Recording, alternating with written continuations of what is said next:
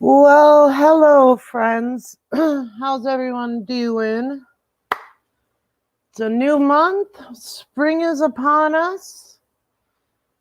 Um, April 1st, which is also known as April Fools. Just to let everybody know, this is not an April Fool's joke, okay? But somebody's going to wish it was. I can tell you that. So I'm just going to give it a couple minutes. Hopefully the notifications go out and some people start rolling in. I have yet to get the notification from the Real Truth channel, so let me know in the chat if you guys received a notification, please. I would greatly appreciate it. Sometimes it takes a few minutes, so hopefully it goes out. But I hope everyone's having a good day. I know somebody that's going to be having a bad day. So let's see. Oh, Bert Marshmallow says she got hers. Well, there's a bunch of you. John Robertson says, make sure you get cash up front. No Feldman checks. Ain't that the truth? We only... somebody, I'm sorry, I don't know how to pronounce your name, asked, is Bobby coming back? Unfortunately, no, Bobby will not be back. But, he wishes everybody well, and, hopes to see things continue down the road as they're going. So, all right. Well, I have lots to share with you today. So, gonna go over that stuff. As some of you might know, hello, Evelyn. Courtney, Corey's wife, did an interview yesterday with somebody by the name of Chris Knoke, I believe is how you say his name. We are going to go over some of that interview. I will be playing it under fair use. They can try to copy strike me. I will fight it for under fair use, and it'll be back up after 10 days. So I'm absolutely playing it under fair use. I will be doing commentary to it, and I'm only playing certain timestamps because the first 10 to 15 minutes is her talking about her fruit juices, which I don't think anybody here is interested in that. So you might ask yourself, who is this Chris Knoke dude? Well, let me give you a rundown real quick. Chris is somebody who worked with Corey Feldman and is currently working on a documentary with Corey Feldman, apparently. So I don't know if you guys ever seen clips of the YouTube videos of Feldman at concerts. So before he gets on stage, he has these videos to play to pump up the crowd, right? Well, this guy, Chris, is the one who made those videos for Feldman for free. And so he was on a lot of parts of different tours and film stuff. So as you can imagine, he caught a lot of different things on film, some of which, Feldman wishes he didn't have on film. So Chris was going to make a documentary about what a scumbag Feldman is and about how he witnessed him doing drugs and has footage and had witnessed him, being sexually inappropriate with multiple different females and so forth. Oh, and just to let everybody know, there's a trigger warning with this. We will be talking about SA and other things along those lines. So just to give everybody a heads up on that. So he was supposed to be, he was going to work with the girls and put this documentary out. I shouldn't even say work with the girls. I guess he was going to interview a couple of them and, put out what a scumbag Feldman was. And he had even started, this Chris guy started a GoFundMe to try to get donations so him and his wife could fly out to LA to interview people for this documentary, right? Well, Feldman caught wind of it. Kim, who was actually Feldfam at the time, had told Feldman about it, and Feldman was like, wait, what? Chris was a friend. And then Feldman came back to Kim, which I have the screenshots of, saying, oh, well, I talked to Chris, and he immediately took the GoFundMe down, and he told everybody he's not helping them, and we should be applauding him for making the right decision. So what'd you do, Cor? You threatened the guy? And so Chris decided, for whatever reasons, to not do the right thing and to, tell the girls, sorry, yeah, we're not going to do this. Gave some BS excuse, which I'll be showing his excuse. And, said he was making the choice for personal reasons and stopped helping them. And said, I have faith that you girls will get Corey and, good luck to you. And, that was 3.5 years ago. 3 years ago, 3.5. Well, now fast forward to yesterday, and this guy pops up with an interview with Courtney. And he's just talking about how they're all buddies and great friends, and they're working on a documentary with Feldman and yada, yada, yada, yada. Well, Chris, why don't you tell the world what you really think of Feldman? Why are you choosing the abuser over the abused? Is money more important to you? Oh, wait, but you say how Feldman didn't pay you and doesn't pay anybody. Were you hoping something maybe down the years he'd actually give you an opportunity that paid something? So that's more important than doing the right thing, Chris? How would you feel if your wife was in that situation, Chris? I hear you have 2 children. I don't know if your children are girls or boys, but if they're girls, how would you feel if your daughter, your niece, your cousin, your aunt, your sister was in a situation where they were harmed and somebody had proof to help back up their allegations and they chose not to help you and went back to working with the abuser? So we're going to hear Chris, in his own words, say the truth about Feldman.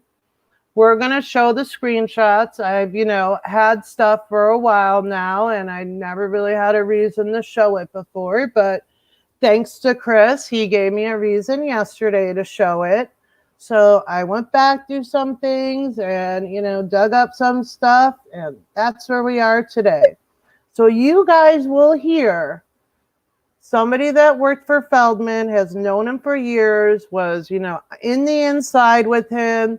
If you look on Chris's channel, there's videos of him and Corey together. Chris did an interview at the radio station about working with Corey.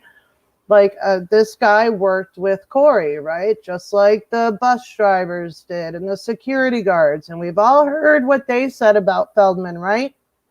Well, now we're going to hear what Chris had to say about Feldman. But first, let's go over certain parts of this interview he did with Courtney yesterday. So, we're just going to, the first 10 minutes of it was about her juice. Then she talked about how the film was hacked and they got shut down, but 24 hours later it was put up. So just to give you guys an idea of what was talked about before. I get to the timestamps. But yeah, she was talking about like how she's a health coach and yada yada yada. So we are going to go to, and again, this is getting played under fair use. 23-minute timestamp. I wish you could just like enter it in somehow and it like makes you go to that timestamp. Let me see. I don't want to make it full screen because I won't be able to, but we can do that. Okay, so let's take a listen to this. This is where Courtney just goes in and says some things about their attacks on social media. So let's take a listen. Or like some crazy dude like coming at you because, you know, you could be possibly exposing some very dangerous people. Well, you know, Sorry. So Chris asked her, like, are you scared about people coming after you? You know, so this is her response. we do get attacked a lot on social media. Like every day, there is like an organized group that does attack us on social media, and they'll go after An organized group. An organized group. like Corey's fan base and try and put like doubt and fear in their minds and make up stories, make up lies. We've had like all kinds of things happen to us. So people go to his fans and make up lies. No. Certain people will comment on threads on Twitter. You know, that's social media. That's how it works. And speak their opinions or share some facts about Feldman or share some links for people to watch. That's all it is.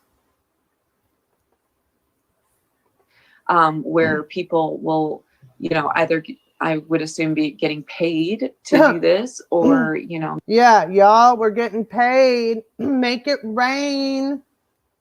Make up stories or, you know, have some kind of, you know, motivation for doing something like this because we're getting paid or we have some sort of motivation for doing this.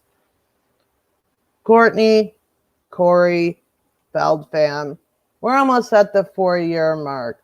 What could we possibly, like, you know, you have this theory that people are paying us or we're doing this for that person and that person. No, the motivation is that it's the right thing to do. That's simply all it is. You know, before the Truth Doc, none of this would happen. But now, all of a sudden, it's happening. So, you know, okay, I want you to pay attention to that. She said, before the Truth Doc, none of this was happening. Okay. Actually, whatever. It's, you know, pretty obvious what's going on. But to the average person that doesn't know Truth Doc is out there, they might not know that. So you get a fan coming on Twitter, then all of a sudden, in the thread, they're getting attacked by people that are part of this organization that goes and does this and, you know, puts a bunch of doubt and fear in their mind. And it's really ridiculous. I really do believe Twitter should have stronger rules against harassment and bullying, especially if it's unfounded. So that's just something that hasn't been in place with Twitter, and the social media really needs to, you know, monitor that more closely because you know, people get attacked every. Okay, so that's basically how she explained the attacks. But she did say that this didn't happen before the Truth Doc. Day for this stuff, and it's really not fair. I agree. I don't even have a Twitter account. I think I do, but I don't ever use it because it's just so toxic. Yeah, and it's too bad because it's a great way for, you know, fans to connect with their. All right, yeah. So that's all that was. Okay, well, let's fast forward to the good stuff. So Courtney did us the favor, which Courtney, thank you. You know, I thought you were like Team Feldman and Team Feldfan, but I don't know, man. Courtney, like every time you open your mouth, it almost seems like you're Team Haim, Team Wolfpack. It's really weird because you certainly don't do yourself or your husband any favors, but girl, thank you, because you do us a lot of favors. So here she's going to talk about the monster truck incident, you guys. Remember the big old monster trucks that tried to run over all them? And, nobody witnessed and, everything else? Yeah, that's what she's going to talk about here. Let's see what she says. Oops. Because the Me Too movement happened. So, Corey was getting all this kind of like pressure on Twitter. You got to name names. And I don't know if this was part of an organized effort to make him talk about it or what it was, but he ended up taking that, we took it as a sign like, okay, he has to go and do this. And it was like he responded on Twitter, and the next day, literally the next day, we ended up walking across the street. We're in Houston, Texas, at the hotel where we were booked to play. We played like a benefit concert for Hurricane Harvey to go towards victims, helping victims. And afterwards, we went to go for food, and I tried calling the Uber. The Uber was not coming at all. You couldn't get a cab, you couldn't get an Uber. We were sitting there. We're like, we want to go and eat hibachi. So we try to go to this hibachi restaurant across the street from the hotel, and we're walking. Whoa, you just said it's across the street from the hotel. But I thought you were trying to find an Uber and a cab, and no one came. But it's just across the street. What were you going to do? I'll hop up in an Uber? You said, or your husband said, that there was a big group of y'all, or you've said it before, I believe. You're going to take a cab or an Uber just to walk across the street? Minor details, Susie. Let's go on. Came down and crossing the street, and literally there's about 5 of us. A couple of them stayed back. Mara stayed back at the hotel, but everybody else. Okay, so she says there's a small group of us, like 5 of us. Mara stayed back at the hotel, which she's referring to Mara Moon, which hopefully you guys all know who that is. She worked for Feldman for a short period of time.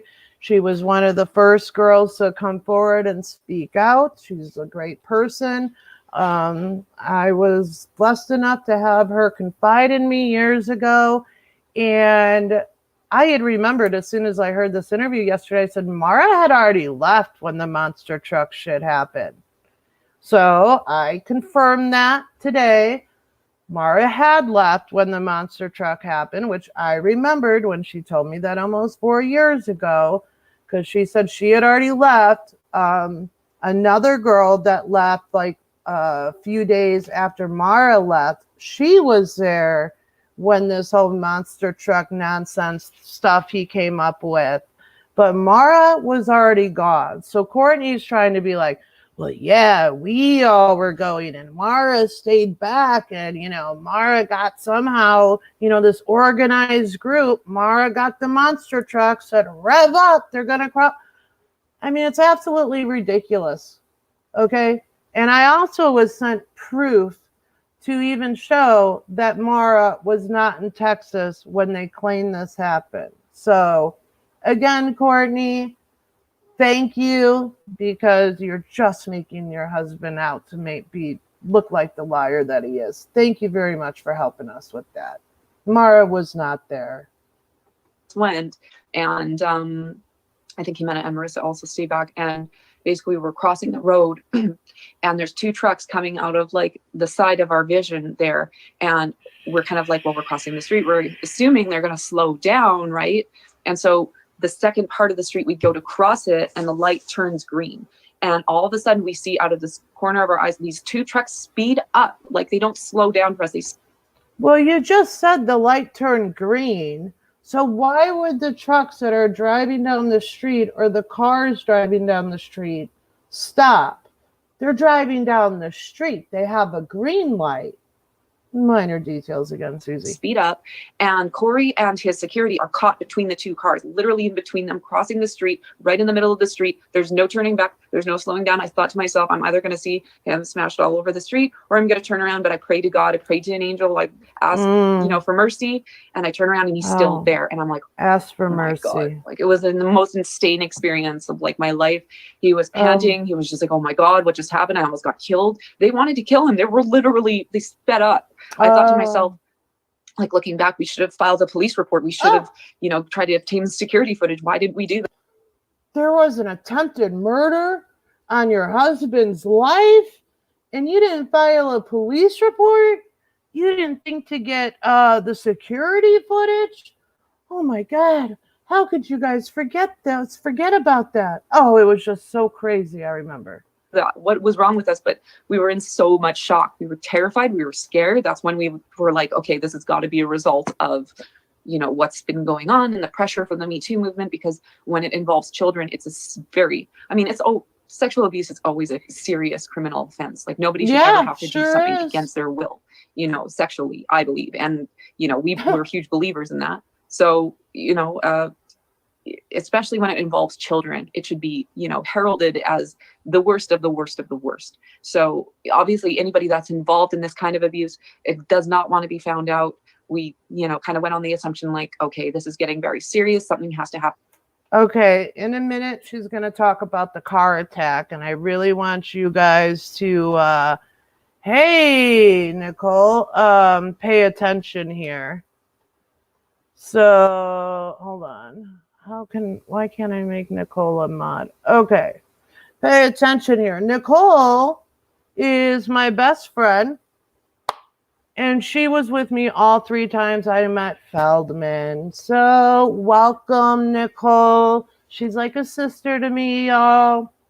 She hates Feldman just like the rest of us. So, here we go. She's going to start talking about the car attack. And for everybody who's just coming in now, please stay tuned. I have voice notes that I'm going to play from somebody that worked with Corey Feldman and still is working with Corey Feldman. We're going to hear what this guy really, really what he thinks about Corey. But let's continue listening to this one. Talk about the car attack. The story has to be told, before something else happens. And like a year later, something else happened. And Corey was, at a stoplight and basically, had, car pull up to him, full of, what appeared to be, Mexican gangsters. Oh. And Mexican gangsters again, y'all. Okay. Came out of the car, tried to distract the security. The security got out of the car, and the car had a guy come out of the car. This is like a long story, a very traumatic experience. I remember that story. That was insane, dude. Yeah, very insane. And the fact that, he was kind of made out to be lying about it because there was no wound, Oh, wait, what was that? What'd you say, Courtney? Let me back that up a second there, sweetie, because I swear you said there wasn't a wound. Maybe I misunderstood that. Let's see. Car tried to distract the security. The security got out of the car, and actually, you know what? Maybe I heard it wrong because I got you sped up. Let's put you back to normal speed. Let's see how you sound. Maybe I'm hearing things wrong. Let's play that again. The car had a guy come out of the car.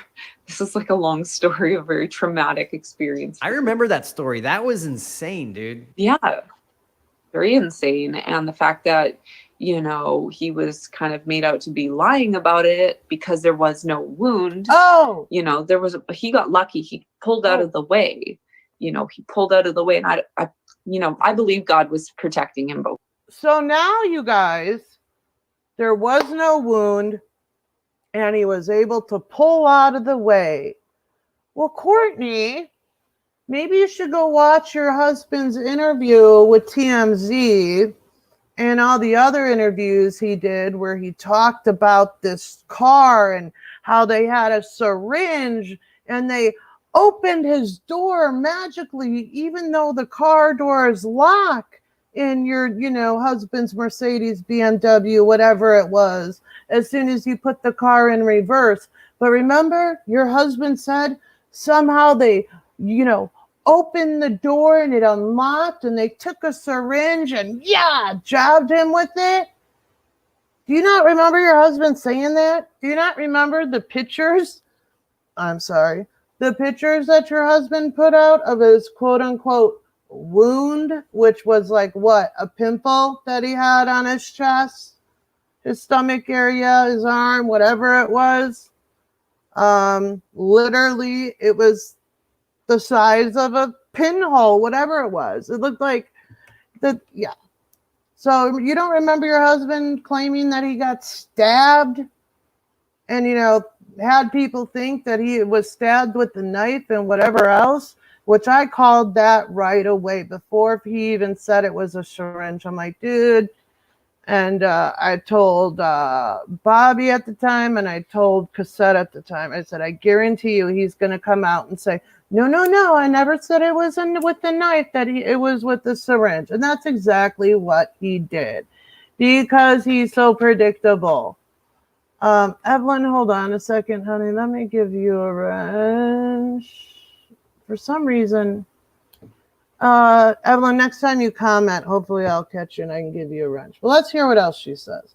So there was no wound and he was able to pull away. Times I'm, a big believer in God. I pray every night. I lean on God for, through these hard times and for my spirituality. And he's really protected us through everything and provided what we needed, the security, the funds, everything that we needed to make this movie, which has been a passion project and an ode to Corey's best friend. All right. Yeah. To honor his memory and his legacy and to tell a story that he really wanted to be told. Okay, so that's all she really, talks about that. But she, again, her story about the monster trucks make no sense. She lied, said Mara Moon was there. She wasn't. Claims they're calling for an Uber or a taxi, but then says the place is across the street. Then she's talking about, Feldman's PR stunt, which we know that Feldman's security guard buddy, Big Will, told Feldman members that Feldman flat out made that up, which, his lawyer basically came out and said that he made it up. But yeah, so then she says that her husband, nobody believed my husband that he was attacked because he didn't have a wound. And, thankfully he was able to, drive off and get out of the way. Really, really strange there. So, all right, now we're going to get into this Chris guy. For those of you who, 22 of you actually, who are in the Real Truth chat, Bobby's old channel, if you would like to join the main chat and where there's like 40 some people, you can do that at my channel. Here, I'll go ahead and post it in his chat. It's Susie Q 7979. So you just put that in the YouTube and it will bring you over to the main chat where you can find people that have the same opinions on Feldman about you and you can chat. Oh, there you are, Evelyn. Good timing. Okay. So, and then, this guy, Chris, goes on to say how, him and Corey are working on some documentary currently, yada, yada, yada. So, and thank you to everybody here. We got 60 people between the two chats, I believe. This number on StreamYards is the correct one. So thank you, everyone, for being here. So again, this guy, Chris, worked with Feldman, did the videos for him to play before he came on concert, was on a couple different tours with him and documented a bunch of stuff. And when the girls started coming forward, he, reached out to the girls, whatever, and he was going to make a documentary about like what a scumbag Feldman is and everything else. Well, then one day, even after this guy started a GoFundMe thing to get money, to get people to donate for him, to fly out to LA and interview some of the other girls for his documentary, all of a sudden one day, the girls get a message that he's not helping and he's pulling out for personal reasons, right?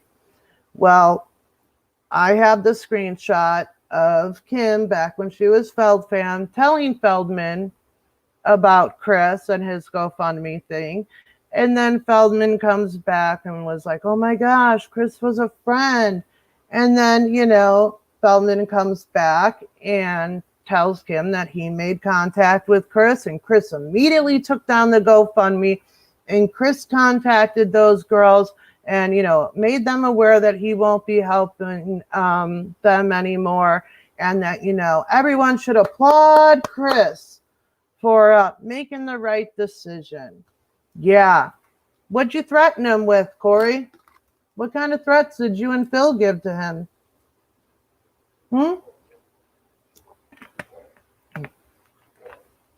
And shame on you, Chris, because we'll hear what you say for yourself. So let's dive into that. So I am going to show first, before we get to the voice notes, I'm going to show you guys the screenshots of the conversation and how it went, because the conversation that I have screenshots and have had are between Paulina and Chris, because I just want to show you guys that no way was Paulina like begging this guy, like, oh, we need your help, please. You know, in no way was it like that. This guy was the one that was like, we got nothing to worry about. F him. We got this, yada, yada, yada. And so I'm going to show you the screenshots. In the screenshot, it's 90% of Paulina talking, and you'll see like a voice note. We'll listen to all those voice notes when we're done going over the screenshots. I'll try to go over them as fast as possible. But again, just keep in mind that we'll hear the voice notes after this. So let's go ahead and screen share. Oh, wait, you know what? Let me pull up the actual messages real quick here. Hopefully these will play in order because they were sent all in one group thing. So let's see. Oh boy. Well,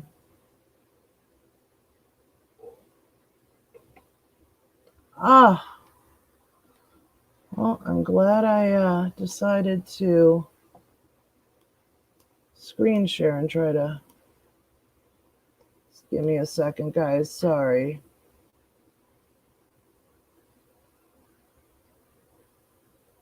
Well,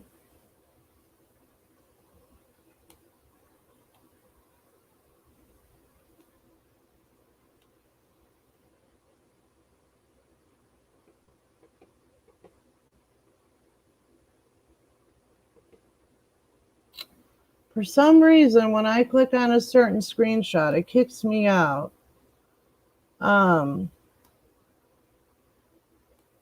Let me try something here, guys. Sorry. Not sure why it's doing this. All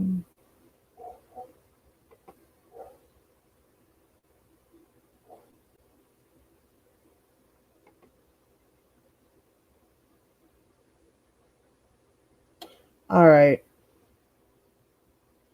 These might not be in order, but like I said, it's just to show you guys some examples of how Paulina wasn't asking like him for help, and you'll hear in the voice notes how Chris talked to them. Unfortunately, it wants to give me issues. So here he is saying it just goes to prove more of that Corey and a-hole. Paulina says, yeah, I did say something about that on my Opperman report interview, and I'm preparing to keep calling about it for upcoming interviews. It sucks because I feel like I've had to push through the trauma. Hold on. To speak out in a timely fashion, if that makes sense. I'm going forward, but just barely coming to terms with everything that happened. Something we will get him. Okay. Chris says, I support you girls all the way. I hope you will be a part of my documentary. Paulina says, yeah, I mainly suffered abuse for insisting that I wasn't having sex with anyone, and Corey still asked me to collect women for him after one of the shows. Huh, Nicole, doesn't that sound really familiar? Like, didn't he ask us to do that back in 2000? Yeah, he did. Paulina says, yes, definitely anything to get justice. So there Chris is asking her to be in the documentary, not the other way around.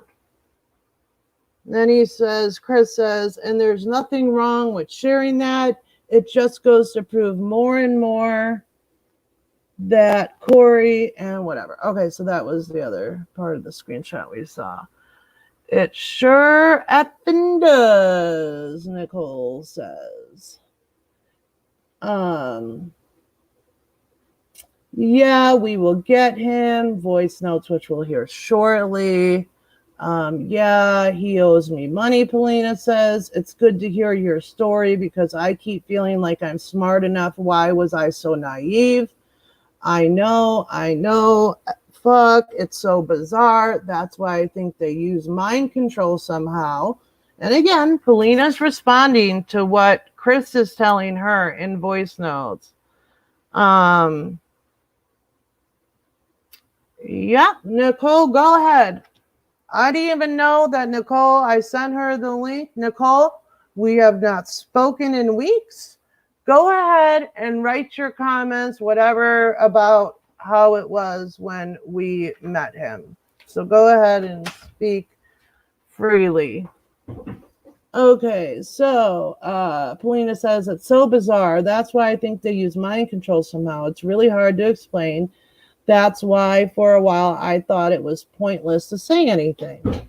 And again, she's like, when you guys see this here, it's voice notes that she's responding to. Hi, baby. And then, so Polina says, yeah. Oh, sorry, guys. She updated us, and me and Jackie watched the trailer. You have video of me. Do you have video of me from the tour? I felt so invincible on that tour, except the venues crews were always good to me and acknowledged my work and asked me why I was being treated like a slave. I haven't even read all these screenshots, you guys. Please don't slam the door like she did. All right, bye. So Polina says, yeah, it's cool.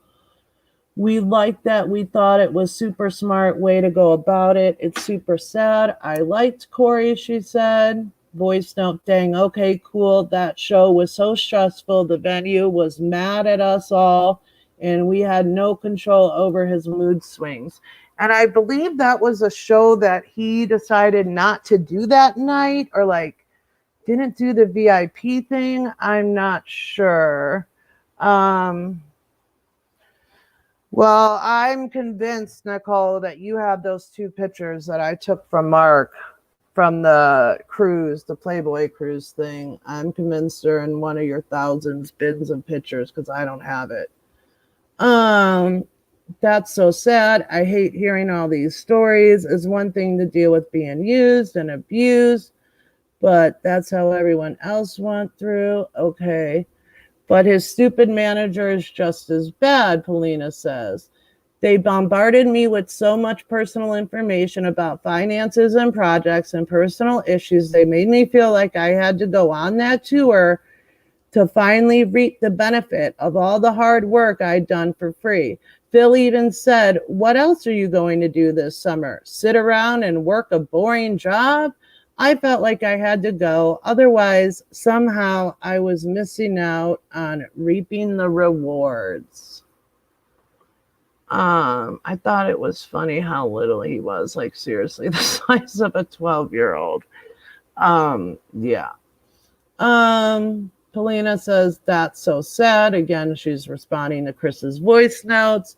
I hate hearing all these stories. It's one thing to deal with being used and abused. Oh, but then know everyone else went through and the same things. It just hurts. Yes, absolutely. We all got your back too. And we will share and support the video, aka the doc Chris was making against Feldman. Yeah, that was one of the venues he really screwed over his fans. 666. I'm so glad you were there with your cameras. Haters online. Okay, again, she's responding to his voice notes. Haters online be like, oh, you just want attention. And I'm like, I made costumes for Beyonce, which I did not know that, Polina. Like I said, I never read all these screenshots. So you go, girl. I did not even know that. I made costumes for Beyonce's Formation tour before working for that a-hole. I have tons of cool stuff going on. Dealing with coming out has just been more free work I have to do because of Feldman. Dealing with coming out. Okay, yeah, I'm in town, and Jackie is staying at my house right now, too.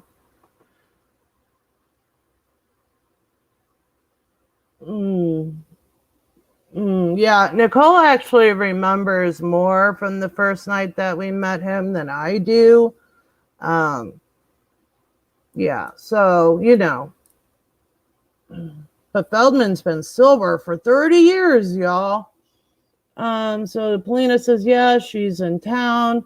He leaves a voice note. Awesome. Yeah, we will share the GoFundMe. I almost did my own Indigo campaign just to survive this crap, but I borrowed money from a friend. Yeah, definitely use your talents. I support that. I'm putting out a music video soon. Okay, so this was just to basically show y'all that,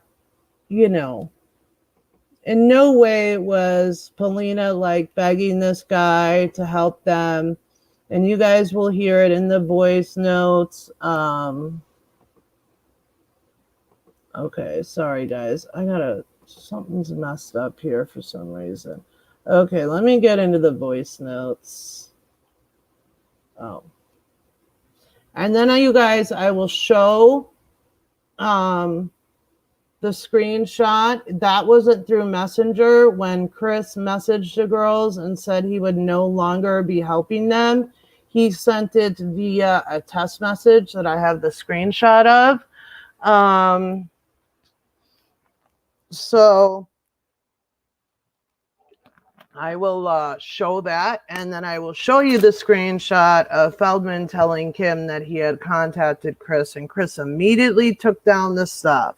So Feldman, either A, threatened the guy somehow, B, said, dude, I know I haven't paid you, but man, there'll be some cool stuff you'll be able to work on. And, network, I got connections for you, bro.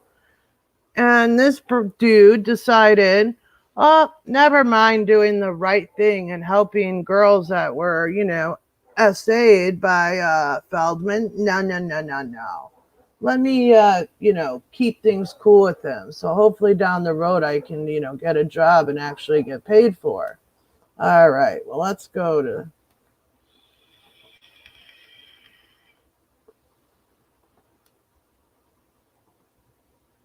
All right. Thank you, Get Benched. I appreciate that. All right. So here we are. So, alrighty, let's listen to this. Uh-oh.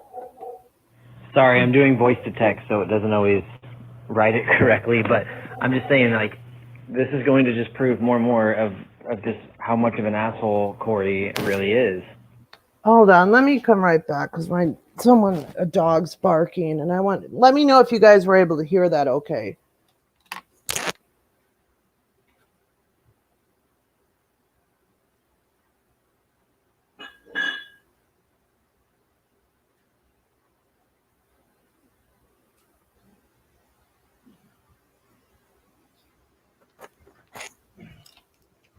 Okay, hopefully that'll be okay.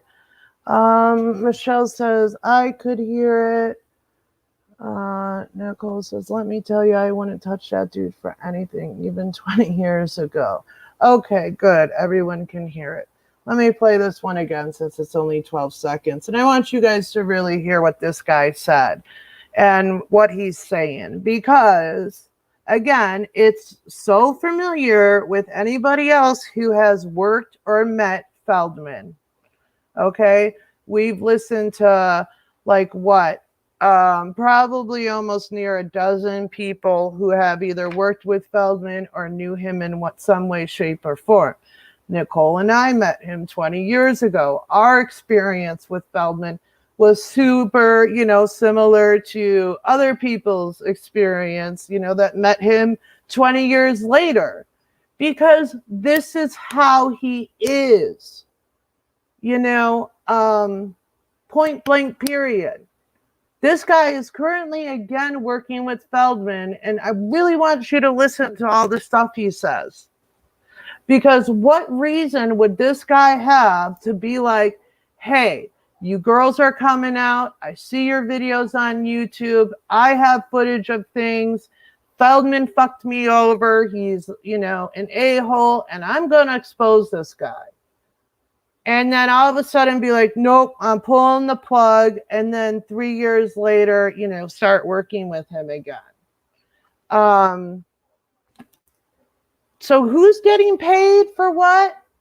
Who has, motivation for what, Courtney? Let's go ahead and hear this. Oh, I need to turn it up. Okay, it's as loud as it goes. Sorry, I'm doing voice to text, so it doesn't always write it correctly, but I'm just saying, like, this is going to just prove more and more of just how much of an asshole Corey really is. Preach.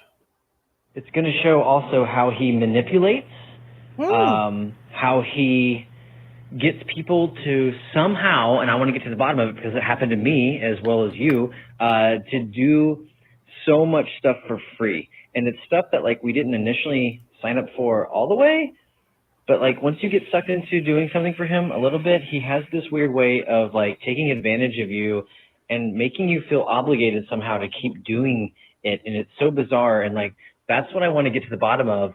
And then, of course, obviously, he owes the girls money. I don't know if he owes you money, but I know for a fact he owes the girls money, what I think breaches his contract. So there's, like, nothing to be afraid of, dude. Like, this guy's a total jerk. And, like, it's time for this to be, like, hit it from all angles. It's time to expose Feldman, right, Chris?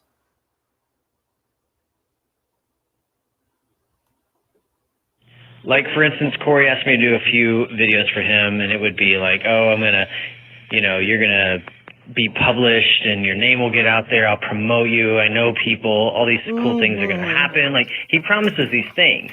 And then, like, so you're like, dude, this sounds cool. Like you said, this sounds like an adventure. Like, that's what I had in mind. And then once you start doing it, all of a sudden he'll call you. Like, he called me and just starts, like, screaming at me, going like, this is going to be a disaster. I need you to make this tonight by 7 o'clock and send it to me. And I'm like, whoa, dude, I'm doing this shit for free. This is what I do professionally, man. And, like, this is insane. And then, but somehow he manipulates you, and there's something weird. And like I said, I want to get to the bottom of it, where you continue for some reason. He makes you feel like you have to do it. It's so bizarre. Isn't it, though? So bizarre, Chris. Yeah, like, it's sad. Like, I know you've done so much more work than I have, at least physically, and you were on the tour and everything like that. But, like, I can relate because he asked me to do all these videos, and I did.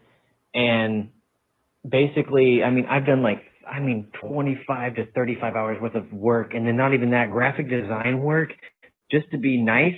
And then he takes that and capitalizes off it without my permission. Like, he sold my design that I did for him for free and makes a t-shirt out of it and starts profiting. He doesn't even tell me, doesn't even ask for permission, and starts selling it as merchandise and pocketing cash from it. I'm like, this guy takes advantage of people, like, so much. It's just, like, unreal. So I have to share this side of my experience.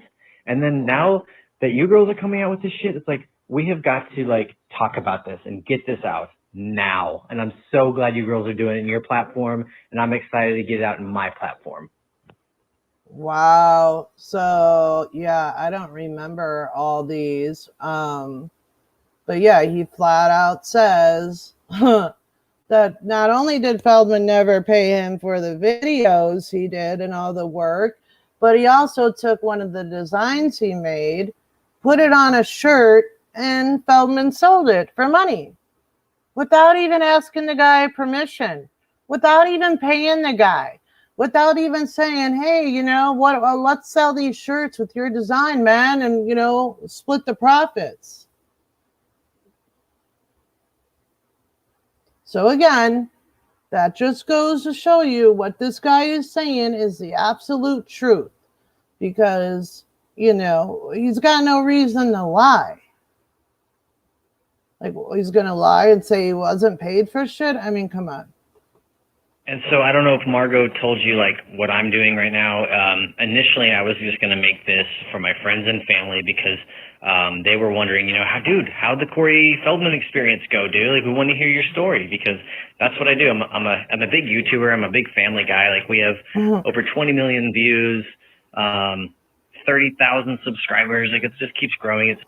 Yeah, it's really weird because yesterday, okay, your channel, Chris, says you have 76,000 subscribers.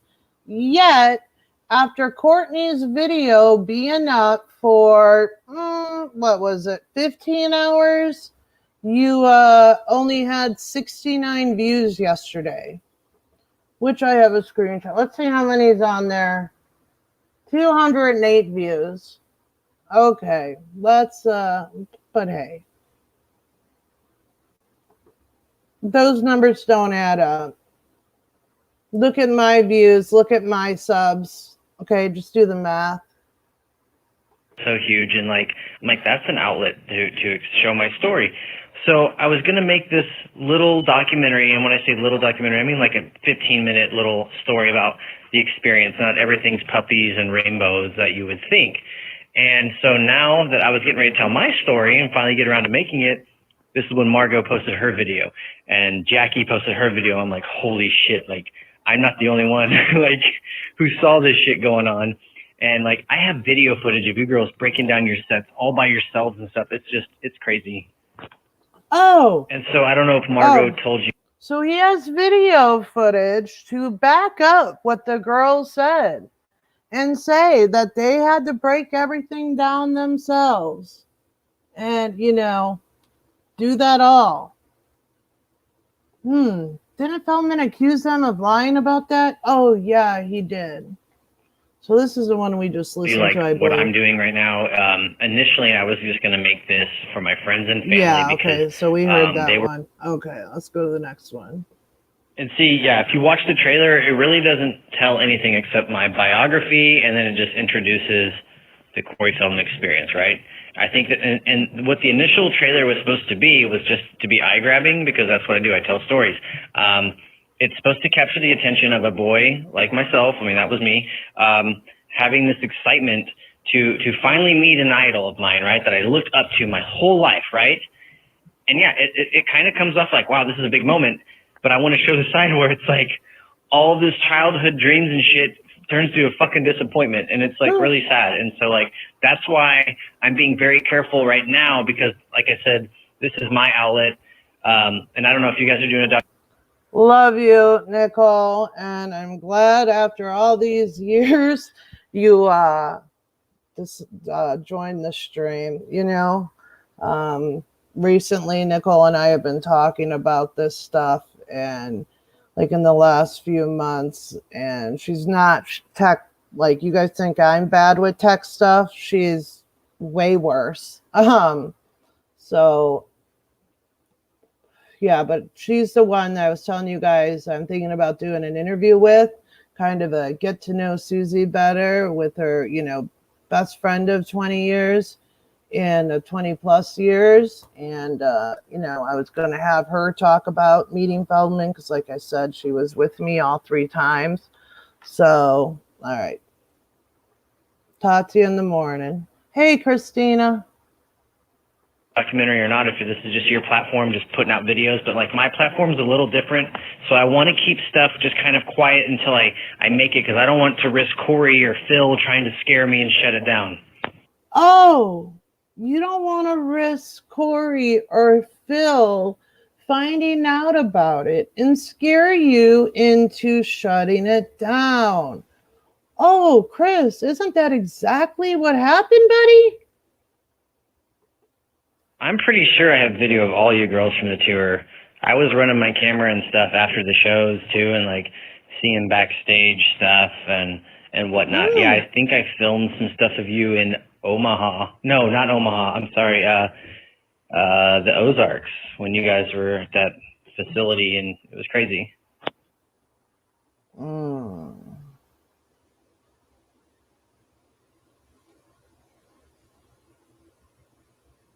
Hold on one second, guys.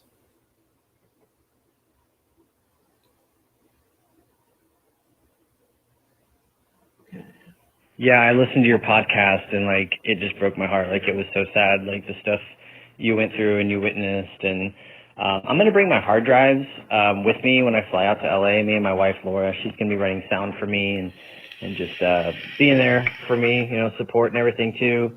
So I'll bring my hard drive of like all the footage and B-roll I took like on like when I went to go like quote meet Corey, because he kept promising me this interview as an exchange for all this free work. And I drove 8 hours, technically if you combine it all, like 16 hours, just to meet him. And he didn't even give me an interview that night and actually rushed me through like meeting him. And it was so like disappointing. And like, that's when stuff really started going downhill. And I was like, this is not right. Like this guy is like taking advantage of me. And I drove 16 hours to meet this man. He promised me an interview. After doing free work, and he didn't even give me the interview, and I was just so sick. Like I was so mad. And again, just hearing all your guys' stories, and he finally, I will say this though, he finally did give me an interview, but it was the most bizarre thing ever. I'm going to share that, how like bizarre it is. And I want to kind of question, like, you know, could this man be on something? Like, who has that much energy at 3:30 in the morning? Like, he offered me an interview at 3:30 in the morning. I was so tired.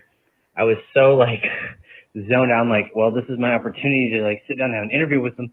And it was so bizarre. But anyway, there's just so much crazy stuff to like share in this documentary. I'm just so excited to get it started.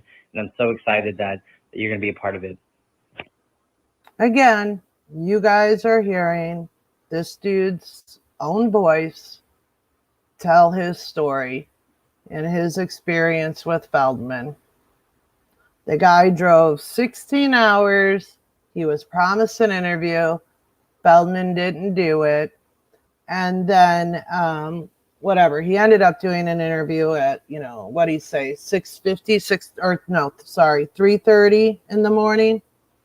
That's normal.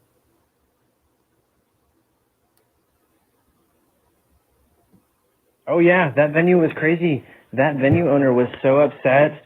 And what was the other thing I was going to tell you? Oh yeah, I got on camera of these fans outside. I filmed them, man. They were pissed. They were so pissed that Corey wasn't coming out, and they paid for all these VIP tickets, and he just threw a hissy fit and wasn't even going to come out. And I'm like, you cannot do that to fans. But you know what? I went up to him and said, what's going on here? Why are you upset? And I got it all on camera. This one lady's like, Corey broke my heart. She's like, I was his biggest fan. I'm no longer his fan. Like, I just think this documentary is going to hit so many angles to really shine some light on the other side of the, quote, truth campaign, unquote, which is totally just disgusting in my opinion. And I can't believe people are still throwing money at him. Again, all these people, very similar, if not the same stories, experiences. And I will totally share all your content. Also, matter of fact, like when I meet you, like next week, when me and Laura fly out, if you're there, hopefully, I just want to make sure that's all planned out correctly. You know, we'll do the interviews and whatnot. I'll give you some footage if you need it for your project and whatnot, my B-roll. And also, I will then start like sharing all your guys' stuff too, because like I said, at this point, I do not want to risk losing a bunch of potential viewers, sponsors, because me and Laura are going to need some help with our flights out there.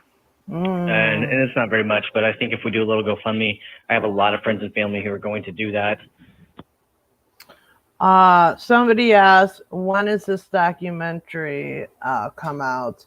Well, the documentary that this guy was going to do is showing that Corey Feldman, you know, is everything that we have said he is, backed out of it because Feldman called him, and I'll show a screenshot, and I'll show the screenshot of what BS excuse he gave to the girls. So.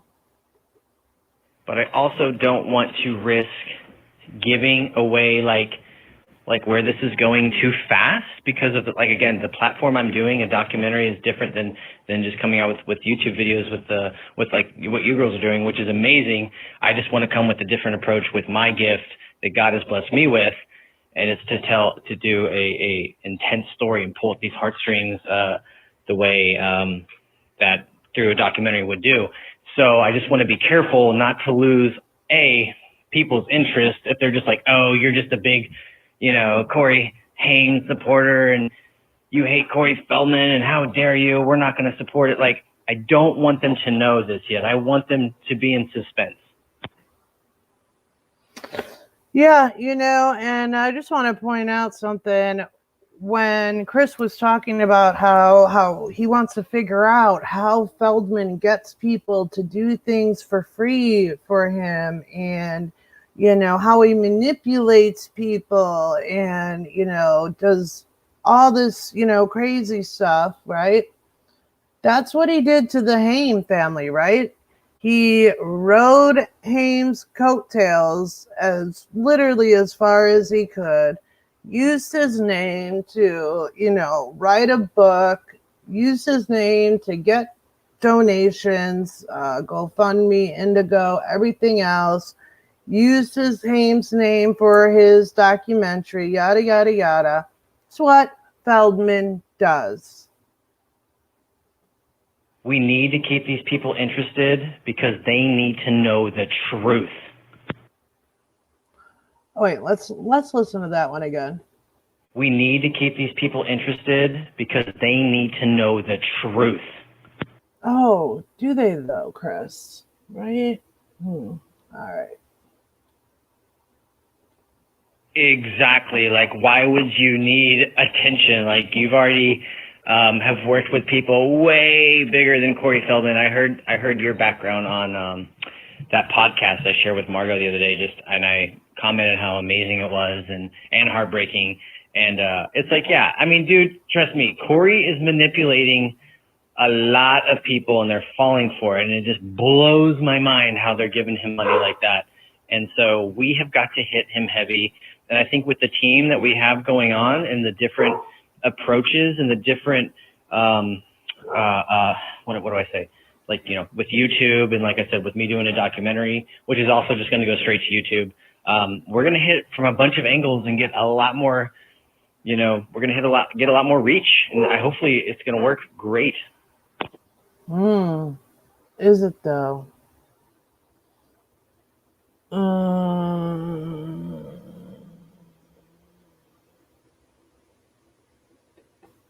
Why don't you do a GoFundMe or an Indiegogo? The only reason I didn't do an Indiegogo is because I have to, I think you have, I don't know. I was under the impression you have to, give people, stuff, merchandise and all this stuff. I don't have time for that. But what I am going to do with the GoFundMe, I'm going to give anyone who donates, and I'm like I said, I'm not here to make profit off this. I'm here to share the truth through my passion, through my gift, just like you girls. Well, I want to share what I went through. It's just turned into a bigger thing, because I'm not the only one who experienced this crazy stuff. Like again, when Margot came out with her NDA video, and then and Jackie, and then now you with your you're like the voice now because they can't say so much, and this is just going to be awesome. But I am going to give I think everyone a producer type credit who pitches in through the GoFundMe, and like I said, I'm not even going to raise that much money. I just need enough for me and Laura to buy some plane tickets, and maybe a hotel, and that's it. We're going to try and just knock it out in a couple days and, go about it that way. So I think you should totally do a GoFundMe, or something like that, because people would totally support you.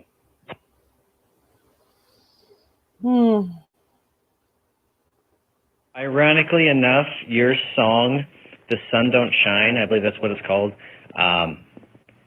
After I watched your video release with you and Margot and Jackie, ironically enough, that video popped up next, and I clicked on it, and I shared this with Margot, and I don't know if she's read it yet, but I started crying because, first of all, you have an amazing voice, Yeah, she does. Second of all, the words, like I think you recorded that like over a year ago, and like they lined up so much to what you poor girls are going through, and just all this madness. And I think it's just so like to me, it just felt like all the stars are lining up. Like this is the right time to do this. This is the time. So it just, this is going to be awesome. Don't be scared. Do not be afraid of anything. Nothing's going to fucking happen to you. Oh, don't be scared. Don't be scared. But yet the second Feldman calls you, you got scared, right? I want to thank you for the person who sent in a donation. I greatly appreciate it.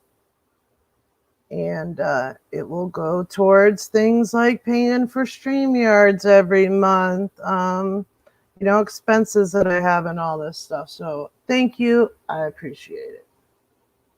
Oh, wait, that's the one we just listened to. My bad.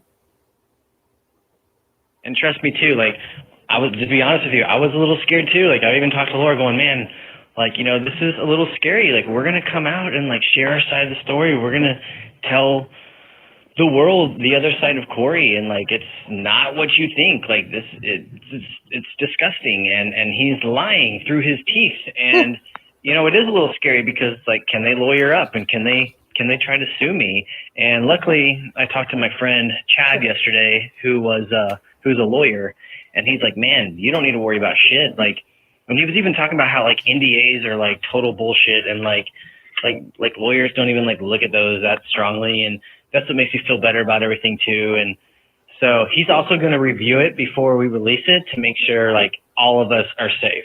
Does that make sense? That way, if he's like, oh, I wouldn't say that or get her saying that because, you can't really say that, so I feel good about it.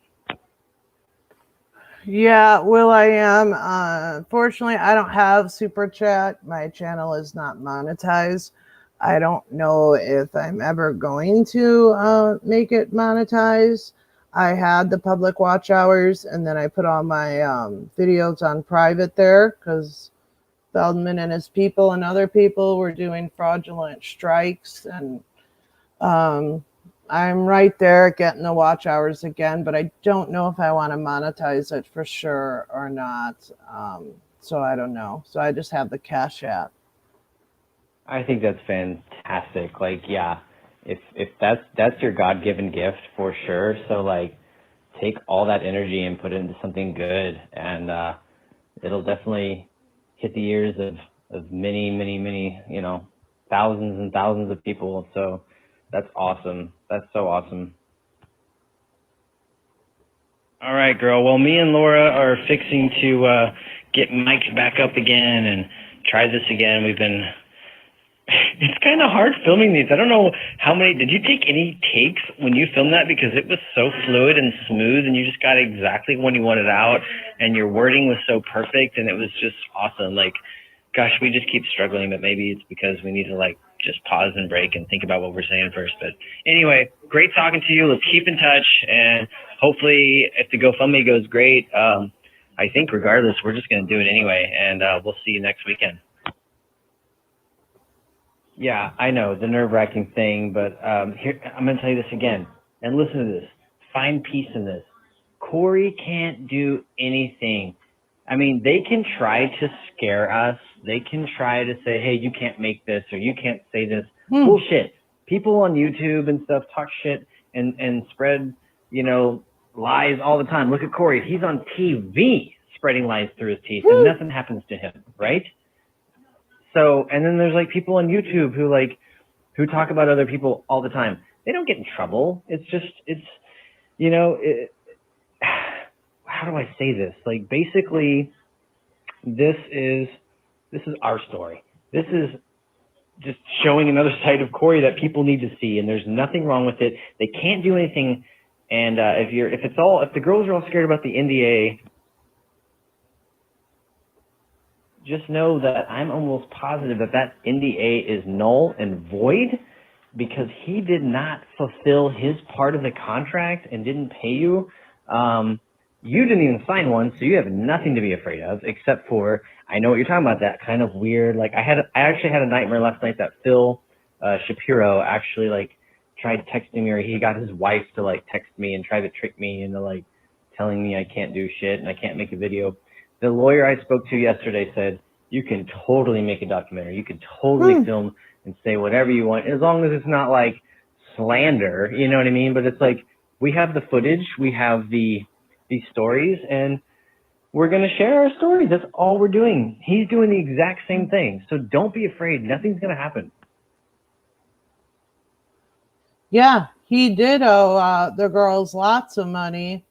And the one girl that went after him because he didn't pay her, right? She was a paid employee on tour.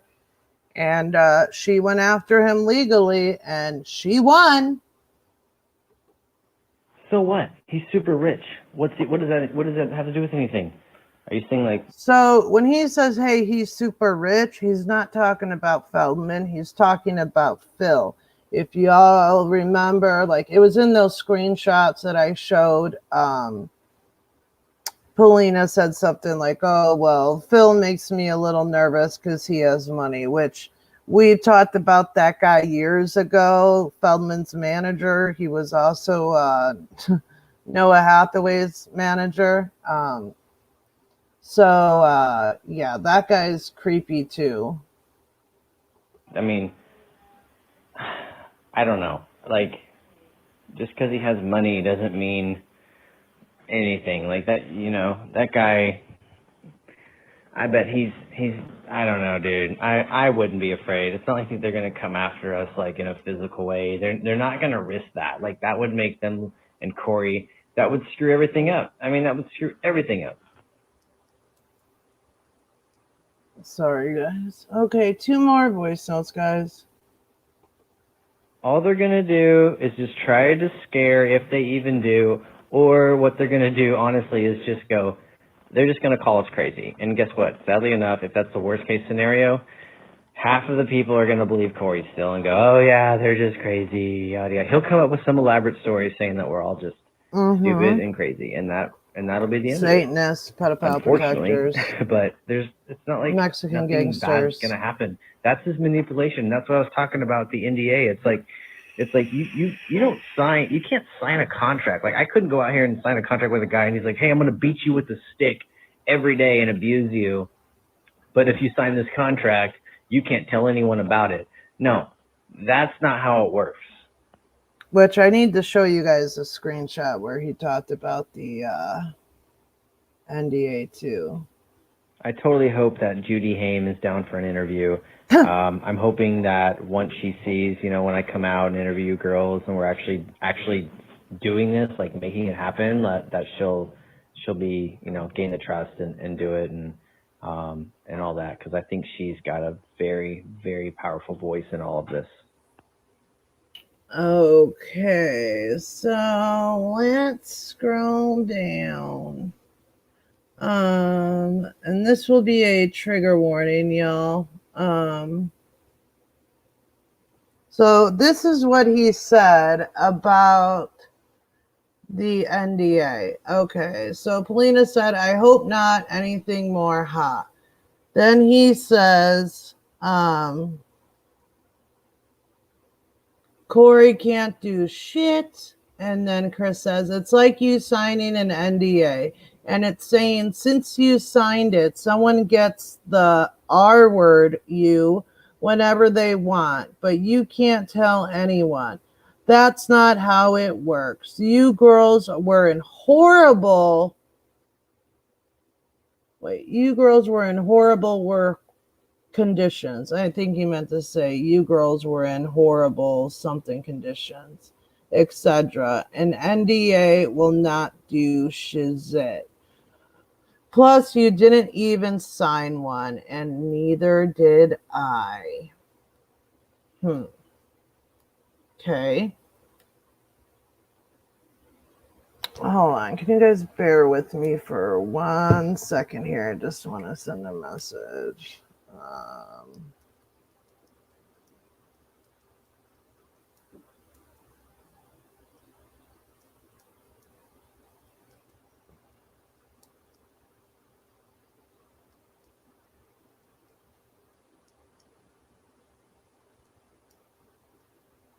Sorry, guys.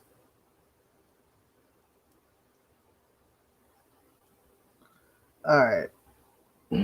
So now let me stop screen sharing and pull up the screenshots of the other ones I was talking about. So what should we show first? Let's show, oh shoot, why isn't it? I think I got to refresh. Did I?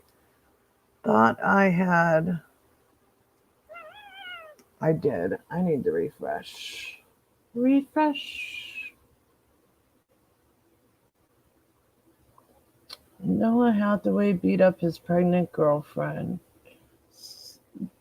B said on a GoFundMe claiming an injury on never ending story where he needed surgery and ended up using it to get gene therapy for his dog Cash to change his fur. Okay, so let's read first what Feldman had told Kim. Again, this is, years ago, back when Kim was a supporter, and Kim was the one who actually had said to Feldman, like, dude, do you realize this guy has your a GoFundMe up to do a documentary?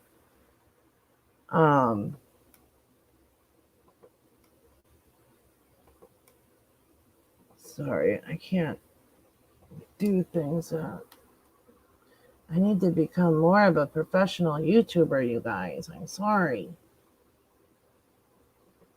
Uh-oh, what happened?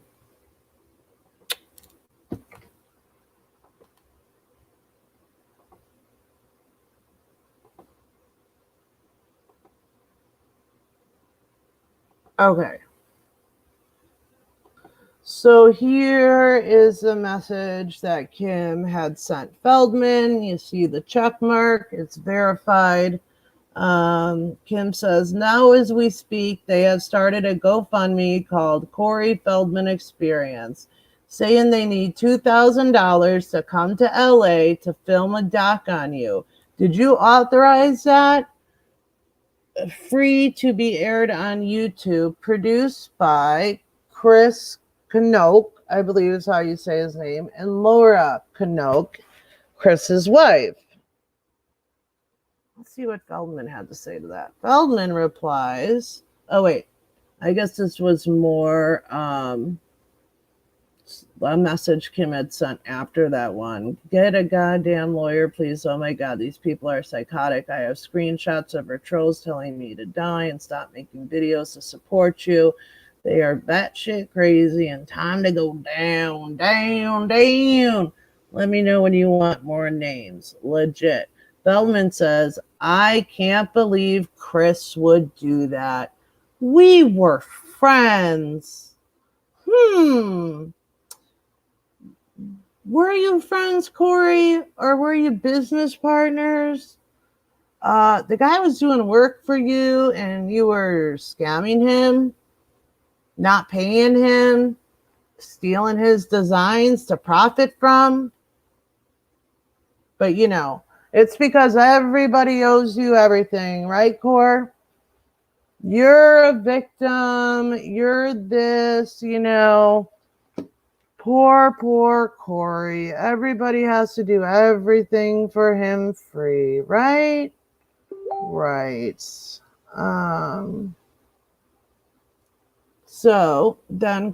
Corey says, I can't believe Chris would do that. He was a friend. And sorry, I'm trying to do like 5 things at once here, y'all. And I'm like keeping an eye on the time, and it's a little stressful. Okay. So then Feldman says, I don't know, this was cut off. I don't have the full message because I just needed the part about Chris. So he says, no, as an actor, that is the last thing we ever want to hear. But let me explain. We have done great work in the last 24 hours. So here's the update. The GoFundMe that Chris Knoke is done with. The GoFundMe from Chris is done with. He took it down, told everyone it was not happening, and ordered to refund their money. So instead of beating him up, we should be applauding him for making the right choice. Huh. Is it the right choice, Feldman? Oh, it's the right choice for you. Yeah. I forgot. So what'd you do? How'd you threaten him? Did you pay him off? Did your buddy Phil pay him off? What was it, Core? Which one? Oh, was it maybe similar to, stuff Phil said to Mara? Which I won't go into detail. That's her business. And, I don't know if she's watching. If she wants to give me permission to speak about that, I will gladly go more into that. But I'm just saying they have a history. Phil has a history of messaging people and saying, hey, if you don't speak about this, we'll pay you this amount. And that's a fact. So, all right. Now let's look. So you guys are wondering, probably just like I wondered. Well, what changed this dude's mind, Well, let's just take a look at what he told the girls, okay? Oops, that's not the beginning of it. Okay, so this is what he told them. Let me blow that up for the people in the back. Hey, Polina, after much consideration, I decided not to continue on my project and documentary. It was more of a personal decision based on what was best for me and my family. I began to experience a lot of stress and anxiety over what I would be sharing, as well as getting into personal situations that were not mine to necessarily share with the world. I hope you understand my decision. I had gotten back in touch with Margot, but didn't hear back from her after I had told her I decided not to continue. I wish you the best of luck with your situation, and I hope you are able to take care of yourself and do what?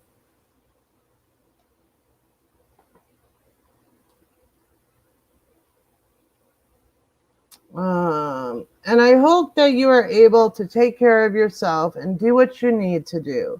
There is a possibility that I will decide to go ahead with my documentary. But as of right now, I decided to wait.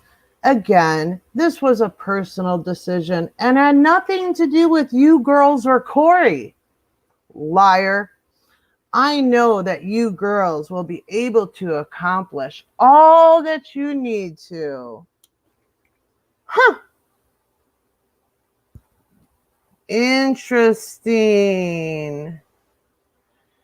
Let me check something out here real quick.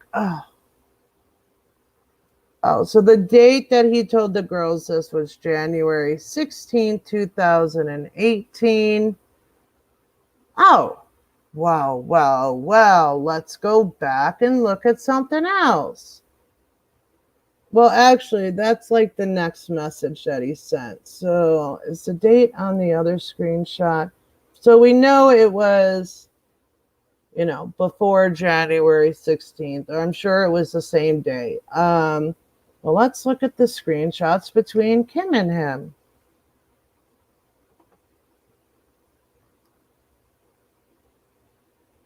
No date there. Oh, what's that? That's a date. And you guys, Kim has her stuff where this is the month because she's in Canada, and that's how their stuff shows up. January 8th, 2018, right? Hold on. Now I'm doubting myself. Yeah, January 8, 2018.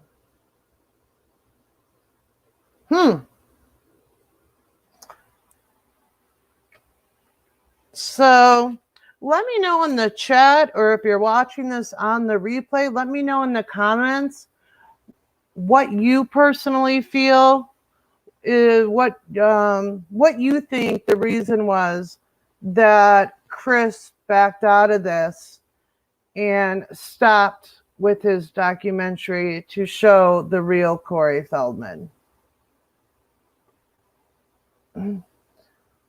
So for those of you who are listening in the chat, let me know, please, in the comments. If you're watching this back on the replay, please let me know in the comments why you think it is that this guy, Chris, decided to back out of helping the girls. We all know that either Feldman or Phil called him and said something to him. So, and here we are. That was January of 2018. We're in April of 21. So 1920, 3 years later, here we are. And he's now interviewing Courtney and talking about how he's working on a documentary with Feldman. So Fire says, wow, I thought he said don't be scared. Future Girl says such a sellout. Fire says fear. He said as much. JT says he got paid off. Fire says hashtag sold out for fear or money or both. JT says happens all the time. Evelyn said Feldman has dirt on Chris. That's interesting. Kirsty says told he would never work again. Well, Kirsty, very, very good point, because didn't Feldman threaten the one Angel and said, you'll never work in Hollywood again? You guys remember that voicemail that he left? Oh yeah, there's that. JT says probably both, some fear and some money to influence. Future Girl says, like Chris stated earlier, he is a fan. He is still too starstruck to turn against Feldman. He still wants to remain a fan. Well, yes, and Future Girl, if you look at the videos on Chris's channel, you will see an interview that he did with a radio host. And he says, like, yeah, when I was a kid, I said, I want to be friends with a Goonie. And, now here I am working with Corey Feldman. That was my dream as a child, to be, a friend of one of the Goonies. Elliot says, Corey Feldman has used the ploy of threatening detractors with claims that they molested minors. He probably threatened that to him. I don't know, but definitely a threat and bribery. Okay. Ruby says Feldman went to his handler Phil and negotiated money with Connote Chris. I don't know if I'm even saying his name right. And he paid him off for the work and t-shirt sales. Somebody else says probably offered him an opportunity. Don't think it was threats. Corey likes to say that, yes, like he has the power. Yeah, the fan thing. Regardless, Courtney and Corey have egg all over their face, and Chris's true feelings have now been exposed. Ain't that the truth?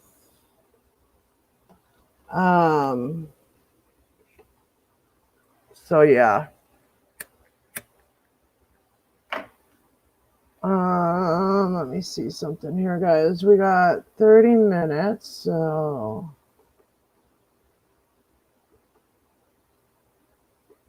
I don't know if anybody wants to jump on here, say anything, but there's the link if anybody wants to. Oh, for some reason, why did it not show up in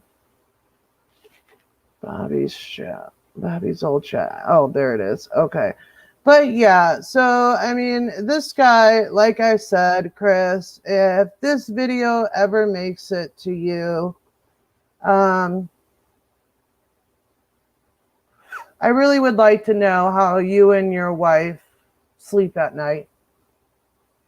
Truly. And hey, you can slide into my DMs. You know, I'm willing to have a conversation with you privately, whichever, and you tell me your side of things. But, you know, it doesn't take a rocket scientist to put 2 and 2 together. So, you know, we heard everything you said. And that literally goes with anybody else who's had an experience with Feldman. Hell, I had even heard, because I think the people had reached out to somebody who reached out to Bobby and I, or maybe they had reached out to Bobby, the people that built his studio in his basement, right? Remember, he had no money. Oh, he sure did after he closed those GoFundMe's down. Then all of a sudden he was, you know, getting a new studio built in a rental home, y'all. And he wasn't paying those people. You know, we've heard the story of a beauty salon that he took his wife and his girlfriend at the time and some of the other angels too to get their hair done. And the salon said that they would, you know, do their hair for free, or yeah, I believe it was free, as long as he, you know, gave them a shout out on Instagram. And, you know, him and Courtney posted pictures of their hair and tagged the beauty salon. Yeah. Do you think Feldman did that? No. Do you think Feldman tipped them? No. Because this is how Feldman operates. And Chris, I'll give it to you. You're right. You said you want to get to the bottom and figure out how Feldman is able to manipulate people and do things that they normally wouldn't do, or, you know, manipulate people into working for free. That's exactly what he did to my ex. Oh, invest in my band, blah, blah, blah, and then ghosted him. Now, I was telling somebody the story of how I met Feldman a few days ago, right? And, you know, you all have heard me say it enough. I'm not going to repeat it. But, so I met him 3 times, okay? First time at the club, second time at the club, third time at his show. Then I had moved to Virginia, right? Stopped seeing the guy. Obviously, I was seeing in Illinois. The guy that, you know, owned all the clubs and got Feldman to come to his club, right? So I moved to Virginia in January of 2001.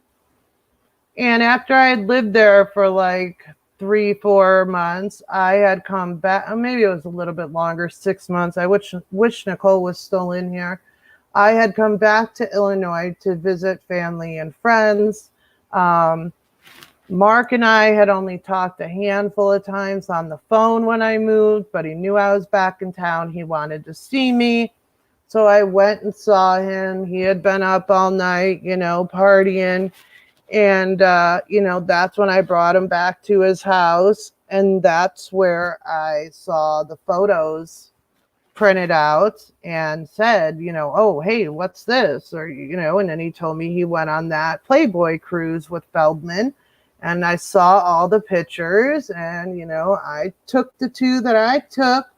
And, you know, and then Mark told me how he had gotten conned by Feldman, and Feldman ghosted him after he gave him like 30 grand, or it was somewhere between 30 and 40. I don't remember the exact amount, but still to this day, I don't know what happened after that. I don't know if Mark ended up making, Feldman ended up reaching out to him one day. I don't know if, they ended up hanging out and Mark got to go to the Playboy Mansion. I honestly do not know. I happened to run into Mark about 2 years before I moved to California. So let's say 6-7 years ago. I was at a Blackhawks game and I ran into him. I was up in the penthouse through my husband's job. And I ran into him and, we said hello and had a couple laughs and, talked about, he told me he was married and had kids. And I told him I was engaged, blah, blah, blah. And that was it. Have I debated since I've been involved in this whole thing to try to get a hold of Mark and ask him about Feldman? Yeah, I have. But I also know that Mark's a hard person to get a hold of. Obviously, I don't have his current cell phone. So I would have to try to call his corporate work. And I know how that is. Because actually, after I'd seen him at the Hawks game, I had tried reaching out to him. The Hawks were in the playoffs. I wanted freaking tickets. And I know he obviously had the hookup through Bud Light because of all the restaurants and clubs he owns. And Mark, didn't get the message or whatever until like weeks later. And by the time he called me back, the Hawks were already out of the playoffs. It's kind of an awkward conversation. But, yeah, I've debated trying to reach out to Mark to be like, hey, so like whatever ended up happening. But I just haven't, pulled the trigger on that yet, just because it's like kind of awkward,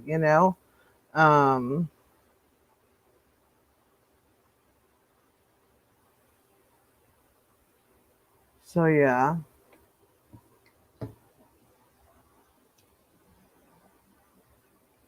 So like I said, I don't know what ended up happening, but this guy, Chris, he spoke the truth, but he didn't have the balls to do the right thing for whatever reason. You guys have heard the tour bus driver and his experience and what he witnessed. You have heard Dre and what he went through, which you might be hearing from him again real soon here. But yeah, and you've heard all the girls talk about it.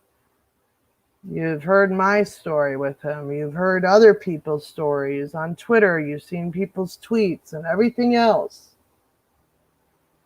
How can everyone be wrong, right? How can everybody be wrong and everybody's lying? People that don't know each other, people who didn't know each other.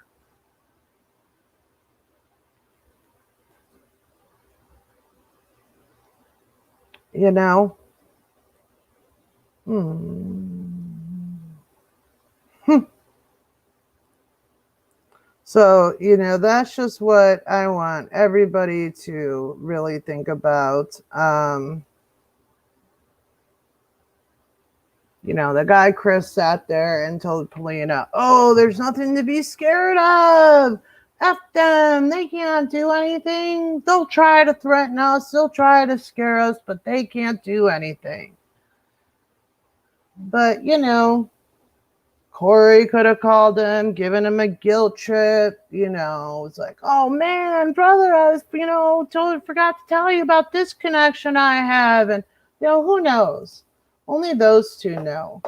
But, again, you go with what makes sense. And we all know that Corey has, or, his manager, Phil, has paid off multiple people. Saying, hey, that money that you worked for? Yeah, we didn't give to you. Yeah, as long as you don't talk to them Wolfpackers, we'll go ahead and pay you the money that you earned. Right? That's how it works.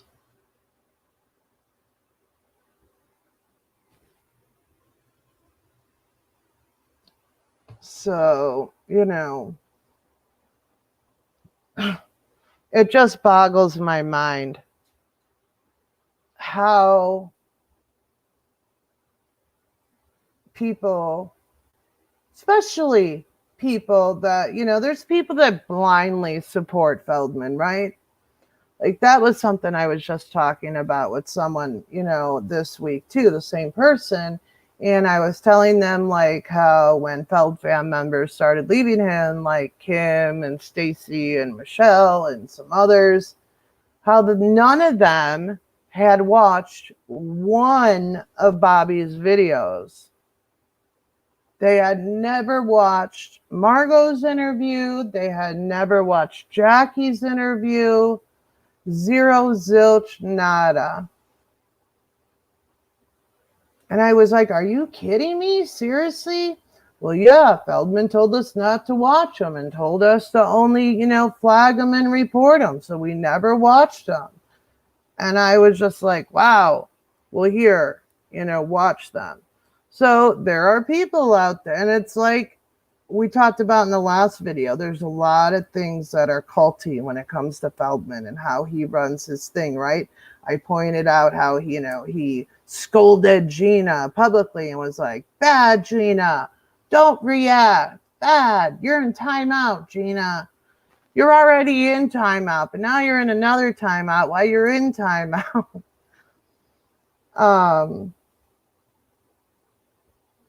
But yeah, there's people that blindly, support him. But then you got people like this dude, Chris, who know how he is, who have witnessed him partake in drugs and know that he screams every day about how he is sober.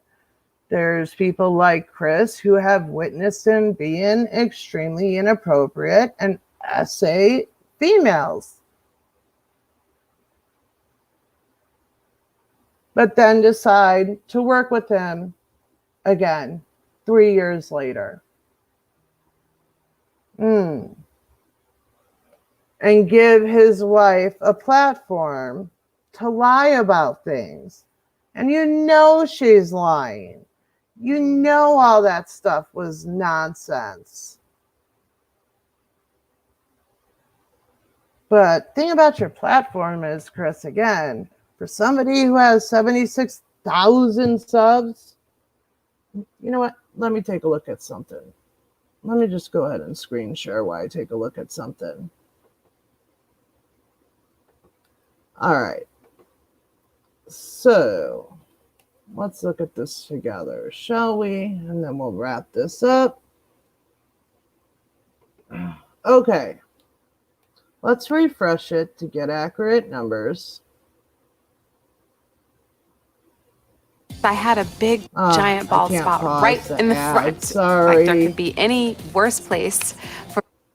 You shared an article. Get an ad blocker. I don't know how to do that. Okay, so he's got 76,500 subscribers. Okay, this video was put up yesterday on the 31st. Doesn't say how many hours, so we'll just, 217 views. Okay. Well, let's go to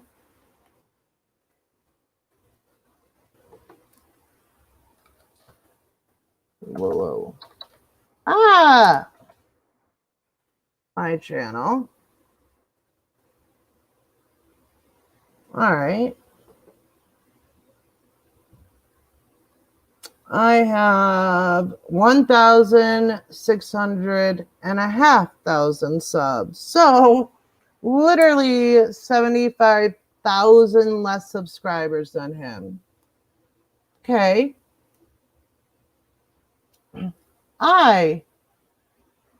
restreamed Scott's interview, Scott on Tape, which everybody had already seen on Scott's channel. A lot of people who hadn't, or a few people who hadn't seen it on Scott's channel, saw it on Kim's channel when she restreamed it. But I also restreamed it to, get more information out there is the better, right? I streamed it a day ago. 234 views on something that people have already seen. Okay. This one, 2 days ago, 290 views. I mean, I don't know. I guess maybe it's just, people aren't interested in the Feld fam. And I honestly didn't look at his channel or his other videos, but let's go ahead and do that.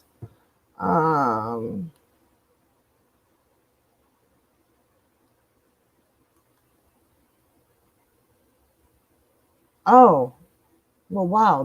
And I swear to y'all, I haven't looked at this. All right. A month ago, 289 views.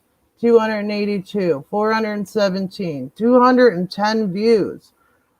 For someone who has 76,000 subscribers. And yeah, fire, numbers are my thing. I was an accountant assistant for, many, many years. I'm not good with words, spelling, writing, not my thing, but numbers, those are my thing. Here's one. He did a review on a gaming headset, 1,000 views.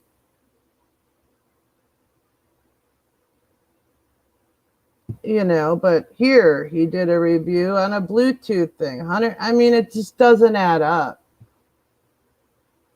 Oh, here he's got 8,000 subscribers. Ken and Karen, St. Louis GTA. So I'm just saying.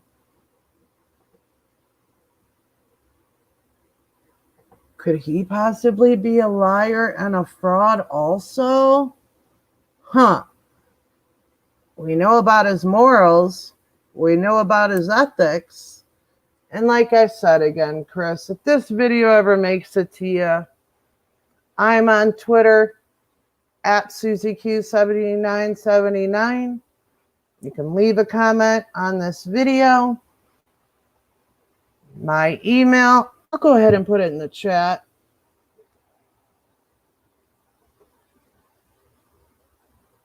You know what? Instead of my email, because that's not the best way to get a hold of me. The best way to get a hold of me, because I don't have my notifications turned on for social media, any platform, but on Messenger through Facebook, you can contact me at Susie Mendez. And at least there, the little bubble thing pops up where I get the little thing that I got a message request. But yeah. Corey Feldman's using people, no doubt. Hey, Katie. So, all right. Well, thank you, everybody, for being here and showing your support and listening to this. I feel that it was really, really important to, first of all, point out the lies. Let's do a little recap here. We pointed out the lies of Courtney, right? And how she, talked about the monster trucks, and that story didn't make sense, saying that, she lied about Mara being there. Mara had already bailed out on y'all. So nice trying to, sneak that in there and act like, ooh, well, since Mara stayed behind, they tried to run us over. Yeah, nice try, Courtney. Your story doesn't make sense because you said you were looking for an Uber and a cab and then say the place was right across the street. Then you talked about the monster trucks, the attack. And you flat out said your husband never had a wound and that, thank God, he was able to pull away. That doesn't go with what your husband said. So, like, why you guys didn't even ask Chris to take that video down is beyond me. But I am sure due to the amount of drugs y'all do and all the lies you tell, you can't even remember what you've said and when you've said it. And yeah, you know, et cetera, et cetera. Okay. So we exposed all that. And then we exposed this guy, Chris, on how he picked the abuser over the abuse.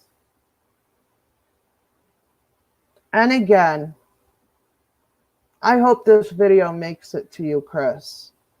He said in that video that he's really not much on Twitter, so I don't know. I hope somebody gets in this video or he sees it somehow. I will be changing the description after this and be adding some hashtags. So, again, I hope this does make it to you. And I really, really want to know how you and your wife, because your wife was there a lot of times. I know. And she witnessed things. I want to know how you two sleep at night. To not only bail out on these girls when you have evidence that could help them, but then on top of that, if that wasn't bad enough, then 3 years later, you upload a video with the wife, Courtney, and talk about how y'all are working together. And did you really think that these girls wouldn't be like, whoa, what the heck? You know, I personally, as many other people I know that are, you know, been involved in this, were like, whoa, what the heck? So, you know, it's a good thing to hold on to things because you never know when you might have to show it. So with that, everybody have a great night. Thank you everybody for being here. Oh, hold on. Oh, thank you again for Fire for sharing my Cash App. Kim and Stacy are doing a live here in a couple minutes. So not sure what that all entails, but I guess it's supposed to be a bombshell. So we'll see. But everybody have a good night. Take care, and we'll see you soon. Because I have a feeling, guys, we're going to have lots more to talk about here real soon. So see you soon, friends.